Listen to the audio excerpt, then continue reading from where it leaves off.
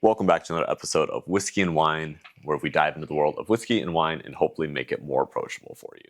Today we are going to be talking about Scotch, and I mean everything about Scotch. No, we're not going to dive into every single detail, but just everything as a general overview. Let's go.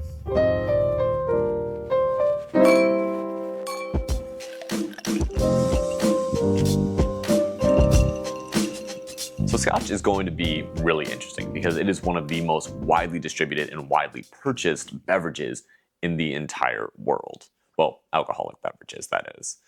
And for good reason. There's going to be a lot of different styles of it, and a lot of people just associate Scotch as this very high-class, elegant thing. When you hear Scotch, especially if you're not into it at all, you usually think of either like your granddad sipping on something or this really high-class person in a really nice nightclub just sipping on a little bit of Scotch. It's not that serious at all.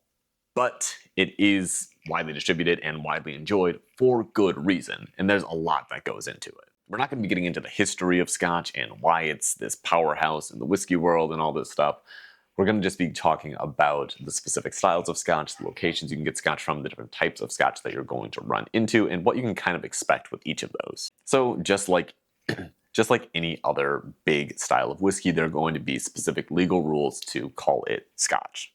And Scotland actually, I think, has more than what America has, but you can argue if one is going to be a little bit more strenuous than the other. Doesn't matter, but there are going to be specific rules, so let's dive into those. To be Scotch, you have to follow these rules. You have to be made from 3 ingredients: water, cereal grains, and yeast.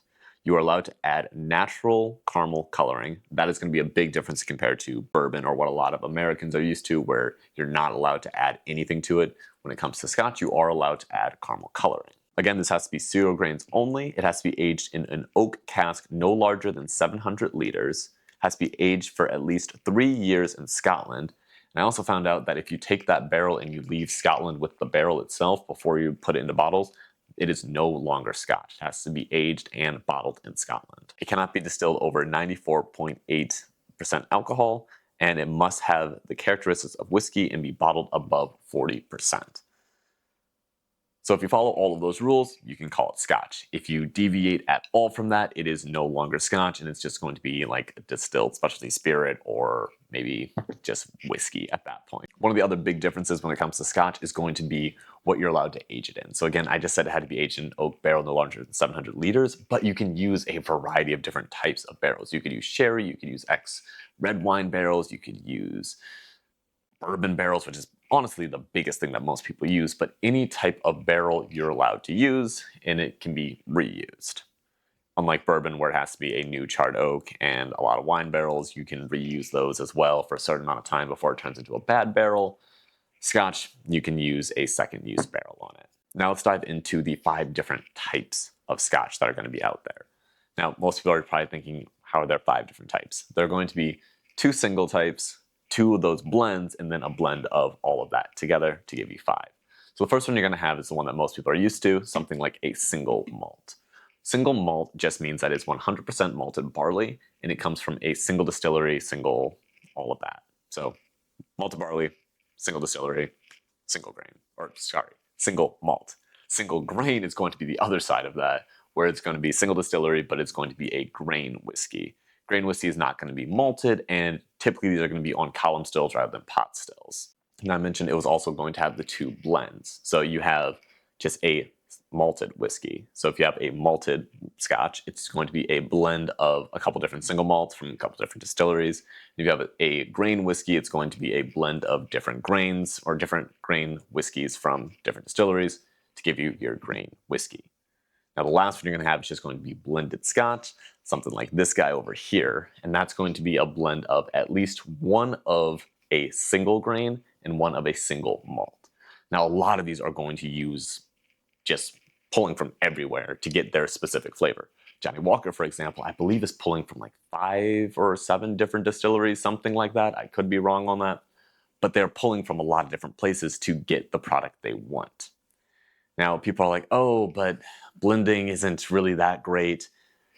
Historically, the blends are what everyone wanted. It wasn't until recently that people started really looking at single malts and single grains and being like, these are actually pretty good. You didn't have to do all of this blending. So depending on what you're looking for is going to dictate which one of these you're going to go for. They are all really good in their own way. Just depends on what you want. Looking further at depending on what you want is going to depend on which location you're getting it from. So there are going to be 5 different whiskey regions in Scotland. So you have Islay, you're going to have Campbelltown, Lowlands, Highlands, and Speyside. I almost forgot Speyside for a second. And each of those are going to have a general characteristic that follows them, but it doesn't always have to be that. It's just the typical thing that you're going to see. Let's start with the weird one. We're going to start with Islay. So Islay is going to be this specific little island, and a lot of the Scotch that's going to come from there is going to be this weird kind of smoky flavor to a lot of people. This is what's called peat. Peat is going to, or peat smoke, but peat is going to be this naturally occurring organic material that literally tastes like dirt. But you take it, and if you burn it, it produces this really nice smoky flavor that you can impart into the whiskey when you are drying out your malted barley. Now, some people are going to say this smells like, or tastes like tire fire, it tastes like Band-Aid. Depending on where the peat is from, how they used it, what the parts per million of it is going to vastly dictate what that's going to taste like. So think of places like Laphroaig, for example. Laphroaig 10 is going to be a really big one that people think of when it comes to just the really smoky whiskey. And some people are going to like that. Some people are not going to like it. If you like this weird kind of smokiness, or if you have like a mezcal, give it a shot. But if you're someone who's like, that's weird, maybe try a cocktail first, like the penicillin. It's a really good cocktail that uses this. But not all of these locations in Islay are going to be peated whiskey. There are going to be some that are unpeated as well. So pay attention to that if you're going to be seeing anything that says like Islay single malt. Next up, we're going to talk about Campbelltown. This is going to be the smallest whiskey region right now. It used to be an absolute powerhouse, but they are now producing some really good whiskey out of the 3 distilleries that are still left there. A lot of the flavors that are going to be here is going to be a little bit more oily and much more fruit forward typically. From there, we're going to jump up to the Highlands. The Highlands is going to be a massive region, so trying to pinpoint one style there doesn't really work. But think of just your general Scotch, so something just light fruit, light floral, words are hard today, and a little bit of just like malty flavor in their single malts. You're also going to find a lot of really good blends as well here, because technically this is where Speyside is as well, and that's where Johnny Walker is going to be based out of. So Speyside follows the river Spey, and this is going to be another whiskey region, but it's within the Highland region as well. Along the river Spey, you're usually going to get just these brighter fruit notes again here, but it's not going to be too different in comparison to the Highlands. Finally, we're going to have the Lowlands, and this is going to be very light, delicate whiskey, because a lot of these are also going to be triple distilled, which is very uncommon when it comes to most Scotches. Now, there is kind of another region that's popping up that's unofficial and may become official in the next couple of years, but it's going to be the islands. So if you look at Scotland, there are all these little islands up here, and there are distilleries on some of these islands as well. Those distilleries are producing some very good whiskey, and whether that's going to have more of a maritime flavor, it's going to be more peated, kind of depends. I personally really like the ones that have a little bit more of that maritime flavor to it. It's really fun, it's interesting, it's something you don't always find in a lot of whiskeys, and getting those weird whiskeys is basically my favorite thing ever. When it comes to looking for a good Scotch, it's a little bit difficult to recommend what you should actually purchase, because depending on where you're at, is going to vastly dictate how much money you're going to have to spend. A lot of the Scotches that I have are not too expensive, but I still spent probably $60 to $70 on a lot of these. The Johnny Walkers are probably going to be closer to $40 most of the time, but it's going to be a little bit more expensive, so just keep that in mind. But if you are somewhere where it's a little bit less expensive, feel free just to dive head first and have some fun with it. The biggest thing that you're going to have to ask yourself is, what flavor do I want? Obviously, you're drinking it because it tastes good, not because you want to be this high-class society person. But if that is you, just go buy a really expensive one that everyone knows, something from like Springbank that's really expensive, or the Johnny Walker Blue Gold, something like that. You'll be fine.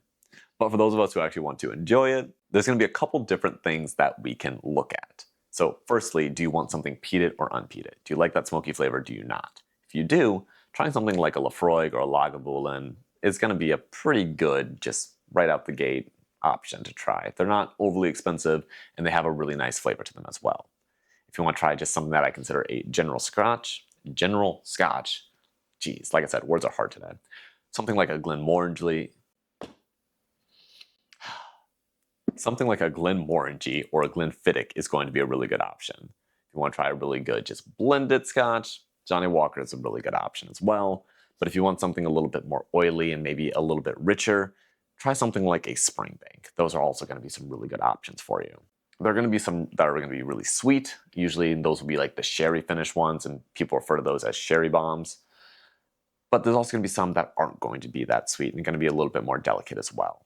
The world of Scotch can be very confusing and a little bit scary to get into, but the best thing you can do is just get your foot in the door, try something, see if you like it, and if you don't, move on to something else. I wouldn't spend too much money right out the gate. Start somewhere right in the middle. I've done a video talking about how to figure out where you should go on that, so I definitely recommend checking that out for pricing and where you should start. But definitely do start. Try something new. Try a Scotch from a region you haven't had, or if it's your first time trying Scotch, just get in there, try something, and you might enjoy it. Till next time, guys. Cheers.